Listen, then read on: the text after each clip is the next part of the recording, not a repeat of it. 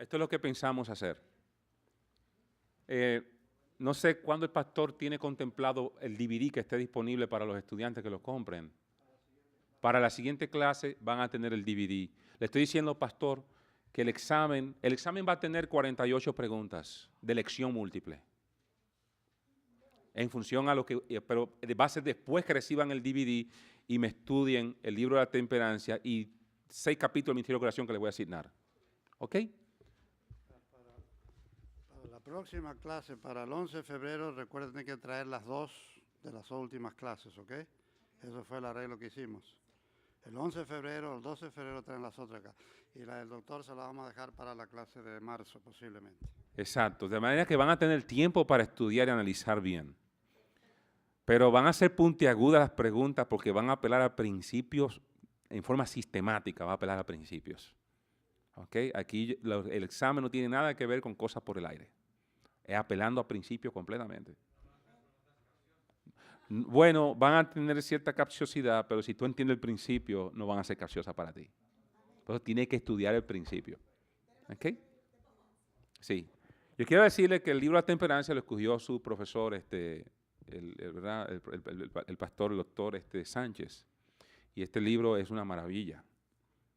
Él sacó del libro la referencia que hacía a las cosas biográficas de la señora White en relación al asunto de la temperancia, porque no es relevante para el tema. ¿Ok? Así que ya saben, cuando tengan el DVD de la clase, yo les voy a dar 20 días y después de esos 20 días, o en el email que ustedes me van a poner en la hoja que le di, me llénenme esa hoja, pónganme nombre, su teléfono y su email. En el email van a recibir su examen. No es libro abierto. ¿Ah? Ok, pero contáctese con uno de ellos que él puede sacarle copia. La persona, usted lo llena, se lo da a la persona, me lo mandan, lo escanean si tienen escáner y me lo mandan por email a mí el scan. Exacto, ahí está. ¿Ok? No, oye, escuche, los que tienen email van a recibirlo, ellos lo pueden imprimir y darle una copia a usted. Usted le llena y se lo pasa a la persona y, ¿verdad? Me lo pueden acumular y mandármelo a mi dirección, que se la voy a anotar. O sea, si lo acumulan en la próxima clase, se le entregan al pastor, me lo mandan todos juntos o si tienen tiempo lo mandan individual. Pero la cosa es que yo necesito que después quede copia aquí porque yo lo voy a corregir y lo voy a... Prepárense bien, no va a haber nada puntiagudo, no va a ser nada difícil. Realmente son 48 preguntas, pero es básico prácticamente. Es para que otear el asunto. Ahí está, dice el pastor, lo entregan acá, ¿ok? Mejor. Ok, ahí está. Ok, mis amigos y hermanos, vamos a seguir mencionando el aspecto escatológico.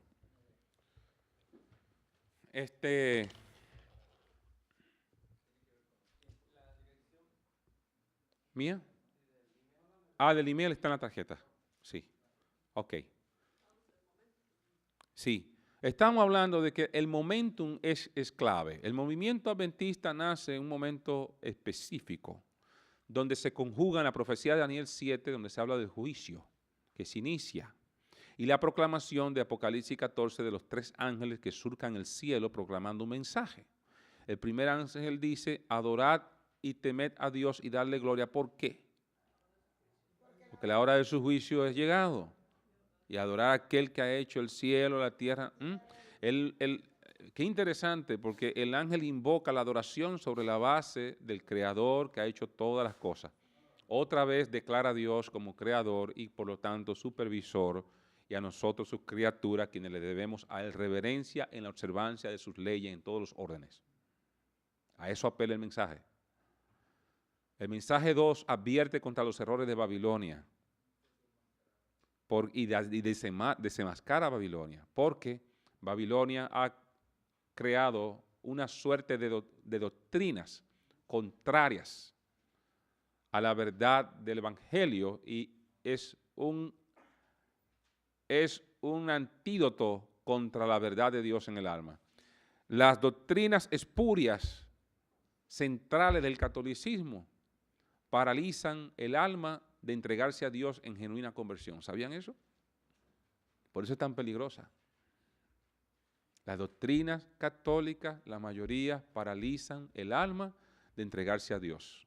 El católico dice, un católico, una vez católico, un católico para siempre. Y eso no pasa mucho de nosotros. Nosotros no tratamos uno con otro bajo el formato bíblico de cómo debemos tratarnos. Cuando un hermano cae en la iglesia, es mejor que se muera y no que caiga. Porque nosotros lo desaforramos de arriba abajo. Y si es de la junta, lo destruimos. Y si es pastor, más todavía. El adventista tampoco da chance. Yo no he visto, a menos que no haya una mafia por medio, yo nunca he visto, nunca he visto a un dirigente, ¿verdad?, que comete un pecado y sea perdonado en forma general después de confesar. Y se le dé un tiempo de recuperación y se le asigne el mismo lugar. Eso es correcto bíblicamente. Cuando Satanás pecó, Dios estaba dispuesto a restaurarlo en su propio lugar. Cuando Pedro pecó, traicionó al Señor. Cuando Él resucitó, lo primero que le manda a decir a Pedro a través de los ángeles, oh, María, dile a Pedro que el Señor Jesús lo va a encontrar adelante allá con sus hermanos. Y cuando se le presenta allá en el mar, lo restaura, 3 veces lo negó, 3 veces lo restauró. Le dio delante de sus propios hermanos que le perdieron la fe y la confianza por negar a su Señor, después que se llenó la boca con, yo no, jamás, no hay, Y el Señor lo primero que lo hace es, lo restaura, le devuelve su ministerio en presencia de sus hermanos. De esa manera quedó restablecido. Nosotros tratamos a nuestros hermanos con principios morales que surgen del catolicismo. Nosotros no tratamos a los hermanos con principios bíblicos. Cuando alguien comete un error, nosotros... Y ese es otro problema. O una gente que cometió un pecado en la iglesia y quizás el público jamás le dan un púlpito. Como que él perdió el derecho de arrojar luz sobre su propia experiencia a favor de otro. Jamás. Una persona caída y levantada tiene todavía más poder de comunicar la verdad con fuerza. Porque él experimentó la caída y experimentó también la redención de nuevo. Él tiene mayor capacidad de ejercer misericordia y entender. O sea, en la concepción católica, el que cometió, si tú estás haciendo algo oculto, esos son tus problemas. Pero si lo hiciste público, te moriste. ¿Entiendes? Y eso no es así. Ok, seguimos adelante con el asunto. En el mensaje que se presenta escatológicamente, este es el detalle. Dios presenta la idea de que conforme a Apocalipsis 3, Dios levanta un pueblo a proclamar el mensaje final. El mensaje final está en Apocalipsis 14, estos 3 ángeles. El mensaje de adorar a Dios porque su juicio comenzó. El mensaje de que la bestia, de que Babilonia ha caído y desenmascararla. Y el tercer mensaje es un llamado, una exhortación a no adoptar la marca de la bestia. Y habla de las consecuencias. La marca de la bestia es el carácter de Satanás grabado en el carácter humano a través de doctrinas erróneas. Es el carácter del enemigo. Y el instrumento marginal es el domingo, como institución que surge, ¿verdad?, para encerrar en su contexto lo mismo que el sábado encierra, pero en el contexto de Dios. El sábado es marca de Dios porque es el monumento, es la autoridad de su creación. En el contexto del domingo, el día domingo es un día inventado por las religiones paganas, que desde los hindú hasta los taoístas, hasta las religiones Buda y demás, todos ellos tenían el domingo como día sagrado por los dioses que ellos adoraban.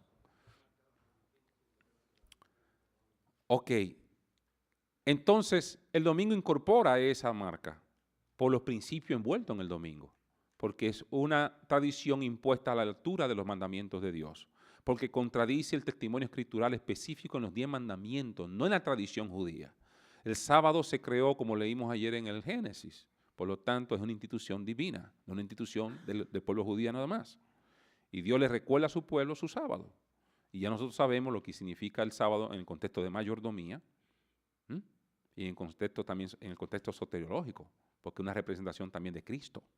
El simbolismo del sábado no se muere con Cristo, porque el sábado se mantiene y Isaías dice que sigue perviviendo por las edades eternas. Eso hay que tenerlo claro. Entonces Dios llama a este pueblo para anunciar el último mensaje, y el mensaje es: estamos en el juicio. El juicio ha iniciado y estamos viviendo en el día del Yom Kippur. ¿Ya recibieron la clase de Hebreos? ¿Ya? ¿Sí? No. Oh, pues eso vendrá por ahí. Pero ustedes se lo van a disfrutar ese libro bastante bien. No lo voy a adelantar. El libro de Hebreos abre las puertas al ministerio de Cristo en el santuario del cielo y explica con extrema delicadeza. Los hermanos protestantes dicen que nosotros enseñamos que el sacrificio de Cristo no fue completo y que el atonement no se completó en la cruz. Eso es mentira. Los adventistas creemos que Cristo, el sacrificio de Cristo fue total y cabal y operó la redención en pleno, pero en forma potencial. Porque el ministerio después de la muerte de Cristo se necesitaba la intercesión de Cristo en el santuario en calidad de sacerdote también. Porque él tenía que administrar los recursos de la gracia obtenidos en la muerte en la cruz. Así que él entró al cielo y Hebreo dice que él entró al santuario. Las traducciones antiguas decían que él entró al lugar santísimo una vez y para siempre. Pero ya, gracias a Dios, la Sociedad Bíblica Unida, que no es adventista, es protestante completo, ha reconocido, ¿verdad? Le ha tocado años, pero ellos han visto que cuando se refiere ahí no está diciendo lugar santísimo. El lugar santísimo nada más se menciona sola vez en el libro de Hebreo. No más.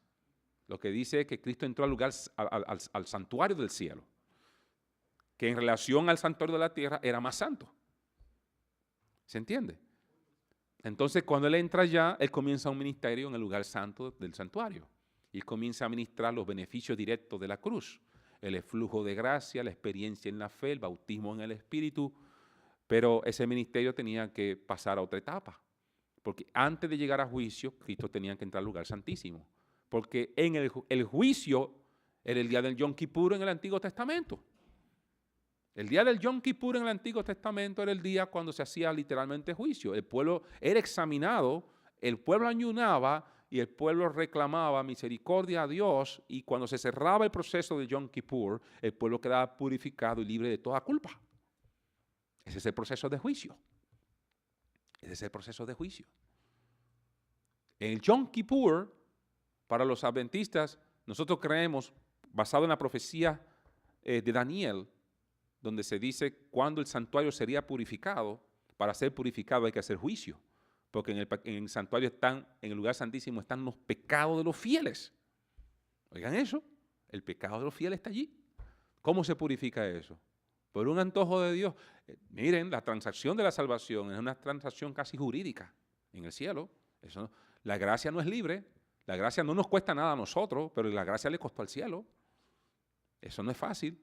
Entonces, en el contexto del cielo, en el día del Yom Kippur profético, que comienza en el 1844, que en vez de Cristo venir, lo que hizo fue pasar del lugar santo al santísimo. Cuando el lugar santísimo se abre, que dice Apocalipsis, que se abrió la puerta del santuario, ese departamento del lugar santísimo, lo que se ve es el arca. ¿Y en el arca qué había? Primer lugar. ¿Qué más había en el arca?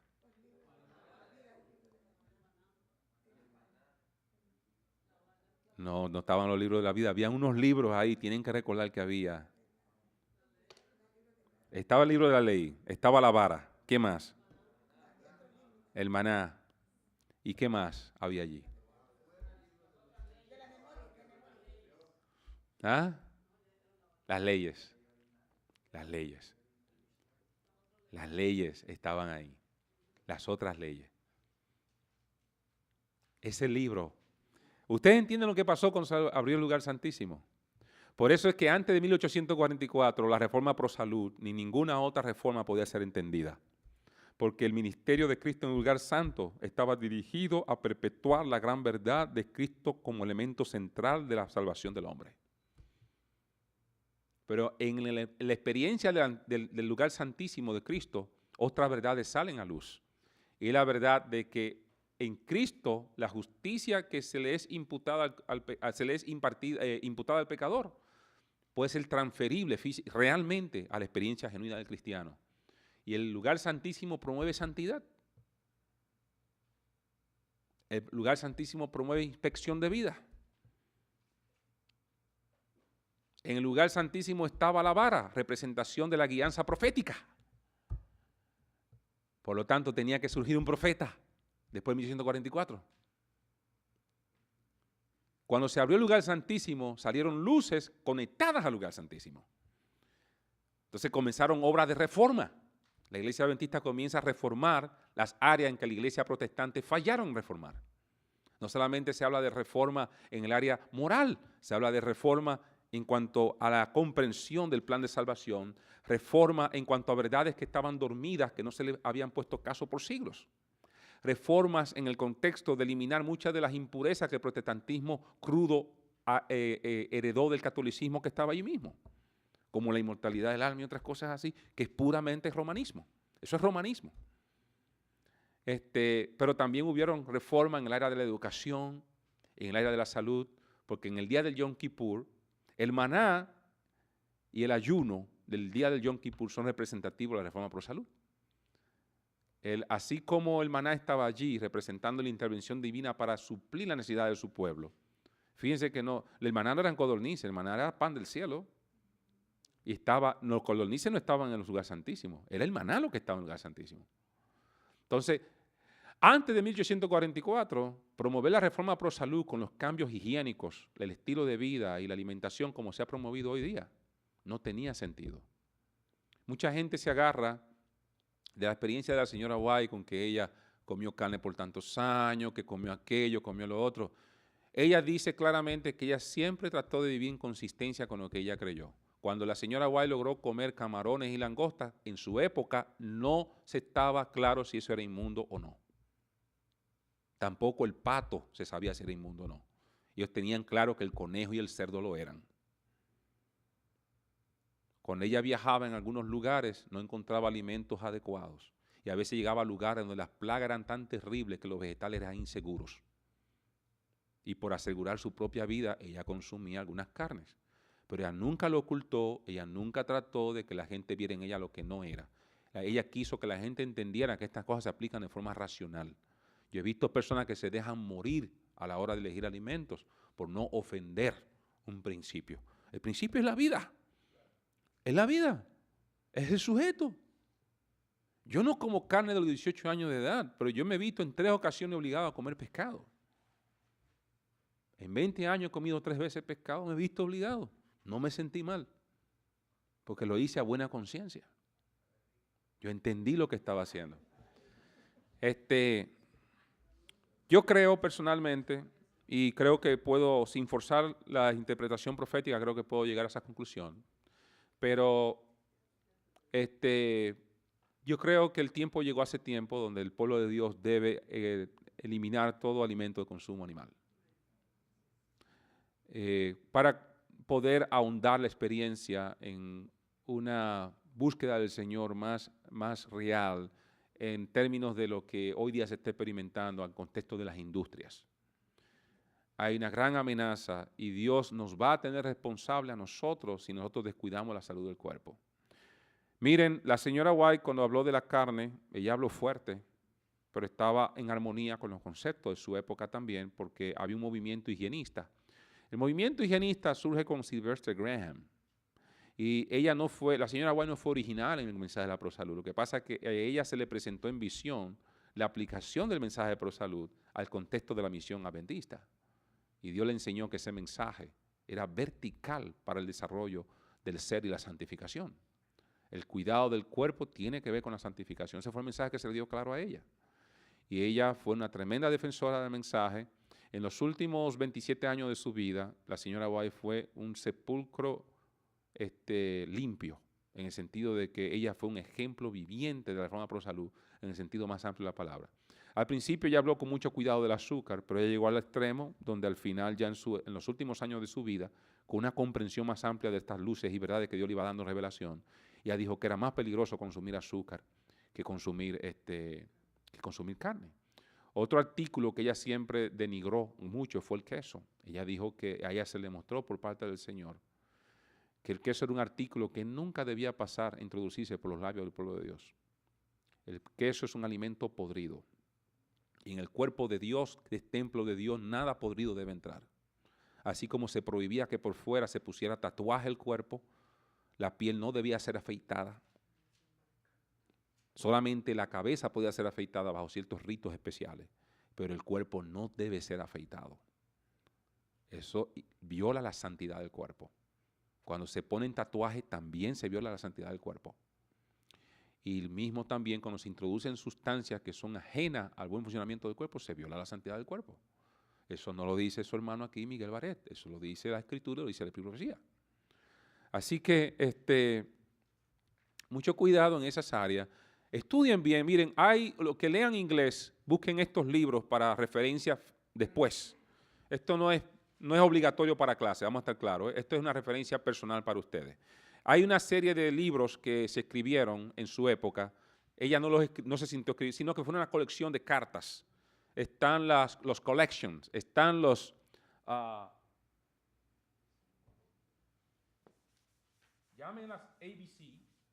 Llamen a las ABC y traten de conseguirlo, porque yo sé que hay una casa publicadora adventista de sostén propio que se llama Remnant Publications.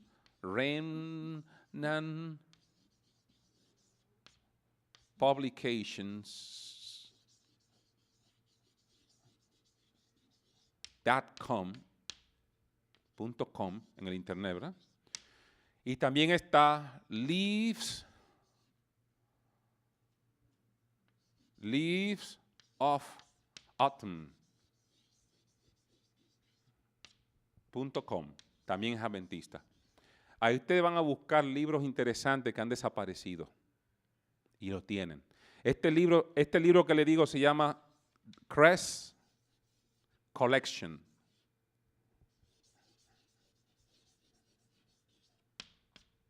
Y está Loma Linda Collections. Son cartas enviadas por ella bajo inspiración y bajo guianza divina, ella misma los dice. Está Loma Linda Collection y está Spalding and Megan Collection. Ustedes se van a sorprender cuando ustedes lean esas cosas, porque ustedes van a ver una dimensión clara y práctica aplicada, cómo la reforma pro salud debe ser llevada a cabo. Ahí van ustedes a ver balance, belleza, verdad, profundidad, increíble. Ustedes van a tener un panorama mayor de la concepción que Dios le dio a ella acerca del asunto de la reforma pro salud. Así que se los doy. Ajá, Megan, M-A-G-A, Magan Collections. Spalding and Megan Collections. Ajá. Esas colecciones, hay otras colecciones. Está la Dr. Kellogg Collection y está Dr. David Paulson's Collection. Hay varias colecciones, las van a conseguir allí. Pero estas cartas, y hay otro libro, el Ministerio Médico. Ministerio Médico, que no es el Ministerio de Curación, ¿eh? Ministerio Médico.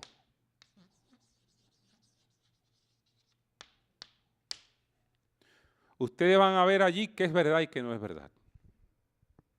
¿Ok? Muy bien, en el contexto escatológico, nosotros entramos al fenómeno del juicio. ¿Seremos juzgados por las cosas que hacemos con el cuerpo? Eso es lo que dice el Pablo.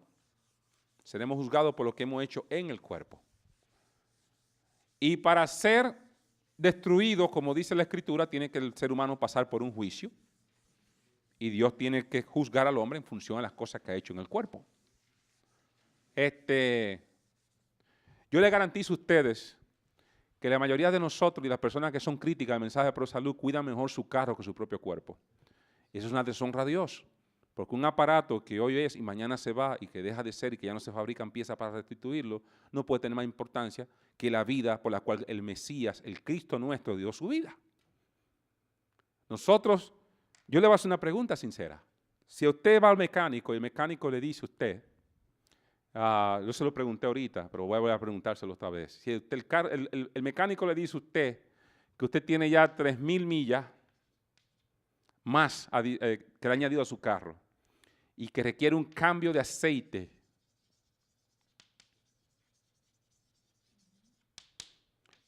y usted va y hace exactamente lo que le está indicando el mecánico. Si usted va y le cambia el aceite cuando él le dice que tiene que cambiarlo, ¿eso es fanatismo? ¿Eso es fanatismo? Ok. Fanatismo es no hacerlo. Fanatismo es no hacerlo. Y también es rebeldía. Ahora, si usted agarra y le cambia el aceite y usted comienza a poner tachuelas para pincharle la goma a toda la gente que usted piensa que no le ha cambiado el aceite, ¿eso es fanatismo, sí o no? Es fanatismo también. ¿Me entienden? Pero hacer lo que Dios dijo que se debe hacer no es fanatismo. ¿El mensaje pro salud es bíblico o no es bíblico? ¿Es inspirado o no es inspirado? ¿Es válido desde la coma hasta la J final, hasta la Z, o no es válido en ninguna parte? Usted tiene que decidir qué usted cree. Pero a nosotros se nos profetizó que en los últimos días habría incredulidad, primero contra los testimonios y segundo habría incredulidad contra el plan de salud de Dios. Porque Satanás sabe que en el plan de salud de Dios hay preparación para la lluvia tardía. Hay preparación para la lluvia tardía. Si tú no quieres que tus miembros en tu iglesia, si tú vas a ser ministro, si tú quieres que tus miembros no se preparen, tú le declaras la guerra al mensaje pro salud, tú vas a ver exactamente que no se te van a preparar. No van a poder prepararse. Porque esto es un asunto que está claro. Mente y cuerpo y espíritu están conectados. Tú no puedes integrar. En la Biblia dice que el hombre no separe lo que Dios unió. No solamente se aplica al matrimonio. Todo lo que vino unido en su contexto no puede ser separado. Un grano de arroz no puede ser dividido en diferentes partes, secciones, y pretender que el grano va a ser bien en esa forma. Cuando tú le quitas al grano de arroz el esperma y el salvado, el endosperma y el salvado, ¿qué tú estás haciendo? Tú te estás comiendo plenamente la parte blanca que te va a dar estreñimiento, te va a impedir que la vitamina C sea absorbida. Sin vitamina C, las membranas internas de las arterias no se van a mantener saludables, se van a inflamar. Otra cosa que va a suceder es que la vitamina B1, el intestino no va a poder producirla. Al no producirla, el cerebro no puede producir los elementos para producir memoria. Y sin memoria, tú no puedes cumplir con lo que dice el mandato del Señor. Y es que recuerdes mis mandamientos, mis palabras, manténlas delante de ti, lea la mañana, tarde y noche. No puedes llevar a cabo esa facultad, ¿me entiendes? Ok, lo que Dios unió no lo separa el hombre. Dios dio al hombre una unidad, el ser humano una unidad. Tú no puedes separar la mente del cuerpo. Tú no puedes decir, lee la palabra, lee esta matutina, lee este folleto, lee la Biblia, y esto es todo lo que tú tienes que hacer, y ora y tú verás. Porque eso nada más está alimentando un área y se llama la parte espíritu. Pero si tú no alimentas las otras partes que también esa misma palabra dice, tú estás peligrando la parte espiritual. Es un mensaje integral. Si yo elimino algo que me hace daño en el contexto de la salud, eso no es fanatismo. Eso es correcto. Yo estoy consciente, miren, yo les confesé el asunto del pescado. Yo he tenido que hacer esa excepción. Una vez fui a un sitio, a una iglesia bautista que me invitaron a dar un seminario de salud. Yo cuando voy a la iglesia bautistas, a las iglesias evangélicas, yo nunca presento estos temas en el mismo contexto adventista, por respeto. O sea, yo no lo presento en el contexto ni como proselitista, ni con la idea tampoco de arrastrar a las personas a abandonar sus creencias en su mensaje, a venir al nuestro. No. Cuando yo voy a una iglesia bautista o evangélica, yo presento este mensaje en el contexto que ellos puedan ver la belleza y la importancia del cuidado de la salud en términos prácticos. Y le doy mucho material científico allí. Pero yo fui a esta iglesia y por falta de coordinación del pastor, sin querer, ¿verdad? Él no hizo planes para que yo tomara agua. Y en la iglesia no había agua. Los hermanos no llevaron agua, había más de 400 personas. Y yo tenía una sed tan tremenda porque tenía casi 3 horas hablando y tenía una sed extraordinaria. A mí me pasaron una soda. Yo me la tomé. Yo no tenía opción. Yo me estaba deshidratando y yo reconozco, yo no tomo soda, nunca. Pero tú crees que yo me voy a sentar en una mesa a libertad, Miguel, Baret, a conciencia, con el conocimiento que Dios me ha dado, y me voy a tomar una soda e invocar una oración pidiendo a Dios protección en esa soda. Con esa soda tiene todos los elementos para producir enfermedad. Deshidrata el sistema. Introduce fructosa de alta calidad. O sea, cuando digo calidad es muy pura, que puede destruir las terminaciones nerviosas que están en la piel, que pueden causar problemas a nivel óseo por el ácido fosfórico que está allí. Es algo completamente antinatural, hecho por la mano del hombre. No hay un árbol de soda. Salmo 104:14, ¿quién me lo lee? ¿Quién me lo lee? Salmo 104:14, ¿qué dice? Vamos a buscarlo. Salmo 104:14.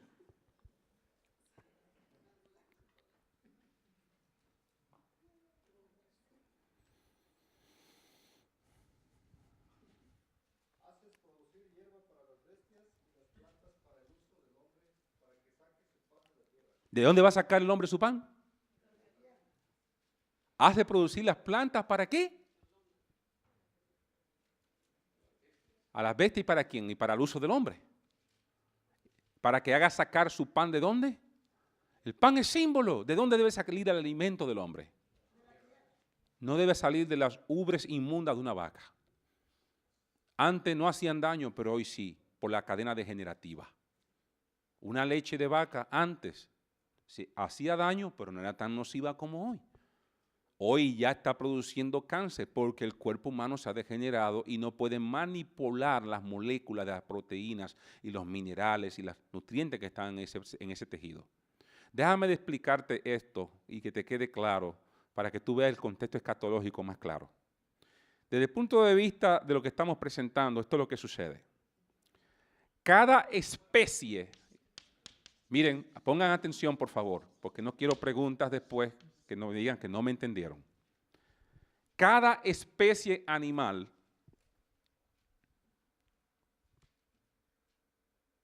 los tejidos de esa especie están, escuchen bien, están programados para que los genes de esos tejidos, los genes de ese cuerpo, operen bajo una frecuencia iónica molecular propia de esa especie. Y ya se han hecho números y cálculos científicos para determinar cuál es la frecuencia iónica molecular que se ajusta a cada especie. Se sabe que en el hombre las frecuencias son un 0 y 5X. En el caso de la vaca, la frecuencia iónica molecular de ella se ilustra como 3,0 y 3X. ¿Qué quiere decir eso en términos prácticos? La frecuencia iónica de la vaca es 5 veces mayor que la del hombre. Lo que quiere decir que cuando la vaca come el pasto, los ingredientes nutricionales que van al hígado de ella son formateados a la especie de la vaca. De manera que el calcio que ella obtuvo allí de esa hierba no es el mismo calcio que nosotros nos vamos a comer cuando nos comamos la vaca, ¿entienden? Porque ya el hígado de ella transformó ese calcio a la frecuencia de ella. Ahora ese calcio es 5 veces más activo y puede traer en el cuerpo humano problemas de los tejidos porque los calcifica, una dureza anormal de los huesos que los torna también frágiles por la misma razón, puede afectar la integridad de las arterias, que las endurece también, y puede traer un montón de problemas a nivel de riñón y otras partes del metabolismo. El calcio de la vaca no es el calcio del hombre, es el calcio del becerro, punto. Son dos especies diferentes. Son dos especies diferentes. Frecuencia iónica molecular. El de la vaca son 3,0 con 3X y el del hombre es un 0 con 5X. ¿Ok?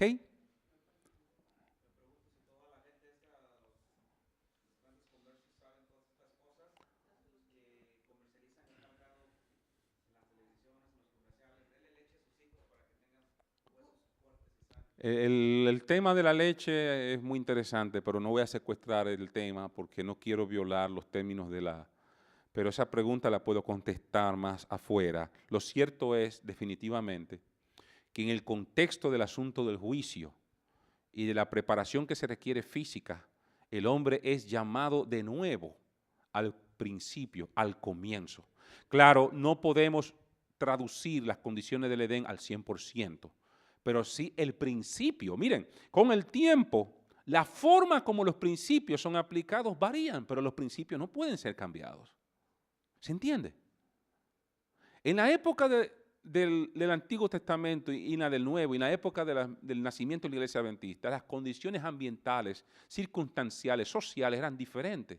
Exigían formas muy diferentes de aplicar los principios, pero el principio no debe ser cambiado. Lo que sí puede variar es la manera como se aplica. Un ejemplo, para que ustedes entiendan la idea, para que la cojan bien clara. Un principio es que, le voy a poner un ejemplo claro. El vegetarianismo es un principio, porque el vegetarianismo está basado en ley. ¿Ok? Cuando Dios llamó al hombre y lo hizo vegetariano fue porque Él formateó el tejido del cuerpo para ser vegetariano. ¿Estamos de acuerdo? Recuérdense que Dios primero crea el Edén y luego coloca al hombre allí. ¿Se entiende? Ahora bien, ¿cómo yo voy a practicar el vegetarianismo hoy, 2005? No es la misma forma como yo lo practicaría en el año 1860, en el año 300 después de Cristo, en el año 1500 antes de Cristo. ¿Me explico? Pero el principio no cambia. Ahora, el principio del vegetarianismo no fue verdad presente en el tiempo de Israel. Dios trató de convertirlo en verdad presente. Y así como nosotros hemos rechazado muchas verdades de verdad presente, así también ellos rechazaron en aquella verdad. Dios no bregó mucho con ellos en esas cosas. Sin embargo, el principio permanece. Hoy día, que estamos viviendo en el Yom Kippur profético, donde en el lugar santísimo se está haciendo una revisión de los casos para purificar y sacar los pecados del pueblo de Dios. Pero ¿cómo se remueve? Para que esos pecados no estén ahí, tienen que no llegar más en forma de oración. No pueden seguir llegando los pecados. Señor, perdóname porque le mentí a mi papá. Señor, perdóname porque miré a la fulana de tal. No pueden seguir llegando los pecados al cielo. De otra manera, ¿cómo va a estar limpio el registro? ¿Entiende? Entonces Dios se ha propuesto limpiar a su pueblo por métodos prácticos. Primero la gracia, en forma de fusión en el corazón, y luego produciendo reformas sustanciales y colocando la vida en armonía con los principios elevados de la ley. El hombre natural es enemigo de la ley de Dios, por eso nadie se puede salvar guardando ley. Pero cuando el hombre es convertido, Dios lo coloca en armonía con su palabra y con su ley, automáticamente. Y eso no pesa, en la conversión no pesa, pero antes de conversión sí pesa. ¿Se entiende? Ok, en el Yom Kippur, Cristo está haciendo una purificación de su pueblo. Y dice Romanos que toda la creación gime esperando la manifestación gloriosa de los hijos de Dios. Hay una experiencia resguardada de los hijos de Dios en la última generación. La última generación va a ser testigo de un derramamiento espectacular del poder de Dios como no se ha conocido nunca antes. Y esta es la generación más débil moralmente y físicamente. Pero Dios va a demostrar lo que dice Pablo. Donde abundó el pecado, en la generación más débil, más descalificada moral y físicamente, Dios va a rehabilitar a su pueblo, a sus hijos fieles. Yo hablo de pueblo, no es exclusivamente Iglesia Bendita, estoy hablando de todo hijo fiel de Dios, porque todos vamos a llegar a la unidad de la fe. Todo hijo verdadero, cuando se arme la crisis final, va a agarrar por el sendero correcto. Y ahí no va a haber nombre. Ahí va a haber un solo mensaje con un solo espíritu y otro mensaje con otro espíritu de este lado. Y ese mensaje puro va a llegar a todo el mundo. Cuando sea así, ¿verdad? Cuando sea así, nosotros vamos a ver otras cosas suceder. Donde abundó el pecado, sobreabundó la gracia. En el planeta que cayó, de todo el universo entero, va a estar el trono de Dios. Lo dice Apocalipsis. En el ser que negó a Dios, como rebelde al fin, la raza humana, se va a cristalizar la esperanza de gloria de Cristo reproducido. Y la Biblia da a entender que la excelencia nuestra será superior a la excelencia de los ángeles. Es el misterio de la redención. Porque dice Pablo, seremos mayores que ellos. ¿Dónde abundó la gracia? ¿Dónde abundó el pecado? En la última generación, Dios va a hacer un trabajo también igual. Dios va a demostrar en la última generación, si la última generación lo logra como Dios tiene planeado, es un testimonio universal de que el primer hombre en su estado puro, prístino, en su estado de excelencia moral y de santidad, el hombre no tuvo excusa para pecar. Si en esta generación Cristo conduce a su pueblo, a sus hijos fieles, a una experiencia que lo coloca por encima del pecado por la fe en la sangre de Jesús, Entonces ni Satanás ni Adán tuvieron excusa para pecar. Entonces el carácter de Dios va a ser vindicado. Así que tú y yo debemos ser parte de esa vindicación. Ese es el aspecto escatológico de este mensaje. Hay vindicación del carácter de Dios en nuestra propia experiencia. Hay elevación en los principios de Dios. Y hay trascendencia en la espiritualidad alcanzable en la tierra, no en el cielo. Hay una experiencia resguardada. Dice, toda la creación gime porque no se han manifestado los hijos de Dios. Esa manifestación gloriosa que habla Pablo no es más que la demostración de lo que el Evangelio puede lograr hacer en lo sumo en una persona que se aplica al Evangelio en realidad. Esa es la demostración. Esa demostración está reservada para aquellos que han de ser fieles en la última crisis final. Aquellos que han de esperar a Cristo vivo. Aquellos que han de atestiguar al mundo por su propia vida el poder sublime del Evangelio en la vida. Para ello, Dios tiene que elevar la naturaleza humana a través de su plan de mantener saludable la mente, el cuerpo y la parte espiritual. Es integral. Es integral. Y así como Dios lo maneja. Velo así, hermano, porque es la manera como Dios lo maneja. Dios ha dado muestra. Ahora, lo que indebido es que alguien coloque un plano sobre el otro. Hay gente que han hecho de la salud un santuario y han hecho casi un ídolo. Y nosotros no somos panteístas, no somos cristianos. Los panteístas hacen de la salud lo único. Hay gente que su religión es no comer sin comer, y la Biblia dice bien claro que en los últimos días habrían personas que se dedicarían precisamente al movimiento panteísta. Dice que condenarían a aquello que Dios bendijo, ¿verdad? Y Dios bendijo los alimentos, pero los animales nunca fueron alimentos. Los animales fueron provisionalmente concedidos por circunstancias especiales. Y luego Dios no luchó más con esa circunstancia. Cristo tampoco podía desviar su ministerio a enfocar el asunto de la comida ni la salud. El ministerio de Cristo era diferente y él tenía que aprovechar los 3 años de ministerio para hacer el trabajo que él tenía que hacer. De manera que eso no fue verdad presente cuando Cristo, pero es verdad presente hoy.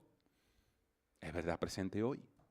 Hoy día estamos enfrentando debilidades terribles en el campo moral, donde la parte física tiene que ver. Así que tenemos que tener mucho cuidado y tenemos que investigar el asunto y no subestimar estas cosas. Vuelvo y repito, ahora mismo yo conozco 4 ministros protestantes, que Dios los bendiga y los ayude. Han visto estas luces gloriosas con una fuerza extraordinaria. Ahí está el reverendo George Malmos de Hallelujah Acres, que ustedes pueden entrar ahí y aprender muchísimo. Es hacres.com. Ustedes se van a asombrar de lo que Dios ha hecho a través de este hombre. Eso es increíble. Eso es increíble.